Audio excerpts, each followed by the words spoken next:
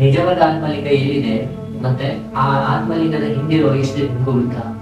ರಾವಣನ ತಾಯಿ ಕೈಕೇಶಿ ಶಿವನ ದೊಡ್ಡ ಭಕ್ತೆ. ಹಾಗಾಗಿ ರಾವಣ ತನ್ನ ತಾಯಿಗೋಸ್ಕರ ಶಿವನ ಆತ್ಮಲಿಂಗವನ್ನು ಶಿವನ ಹತ್ರ ವರವಾಗಿ ತಗೊಂಡು ಲಂಕೆಗೆ ಬರುವಾಗ ಗಣೇಶ ಬ್ರಾಹ್ಮಣನ ವೇಷದಲ್ಲಿ ಬಂದು ರಾವಣ ಸಂಧ್ಯಾ ವಂದನೆ ಹೋಗುವ ವೇಳೆಗೆ ಆತ್ಮಲಿಂಗನ ತನ್ನ ಹತ್ರ ತಗೊಂತಾನೆ. ಅವನು ರಾವಣನಿಗೆ ಹೇಳ್ತಾನೆ, 3 ಸಲ ನಾನು ನೀನ್ ಕರಿತೀನಿ, ನೀನ್ ಬಂದಿಲ್ಲ ಅಂತ ಹೇಳಿದ್ರೆ ನಾನು ಆತ್ಮಲಿಂಗನ ನೆಲಕ್ಕಿಟ್ಬಿಡ್ತೀನಿ ಅಂತ. ತನ್ನ ಬುದ್ಧಿಶಕ್ತಿಯಿಂದ 2 ಸಲ ಚಿಕ್ಕದಾಗಿ ಕರೆದು 3ನೇ ಸಲ ದೊಡ್ಡದಾಗಿ ಕರೆದು ಅಲ್ಲೇ ನೆಲಕ್ಕಿಟ್ಬಿಡ್ತಾನೆ. ಹಾಗಾಗಿ ರಾವಣನಿಗೆ ಕೋಪ ಬಂದು ತನ್ನ 10 ಕೈಗಳಿಂದ ಆತ್ಮಲಿಂಗನ ಎತ್ತಕ್ಕೆ ಟ್ರೈ ಮಾಡ್ತಾನೆ. 4 ಚೂರುಗಳು 4 ಸ್ಥಳಗಳಲ್ಲಿ ಬಿಡುತ್ತೆ. ಇವಾಗ ನೀವೇನ್ ನೋಡ್ತಾ ಇದ್ದೀರಾ, ಸರ್ಜೇಶ್ವರ, ಮುರುಡೇಶ್ವರ, ಧಾರೇಶ್ವರ ಮತ್ತೆ ಗುಣವಂತೇಶ್ವರ.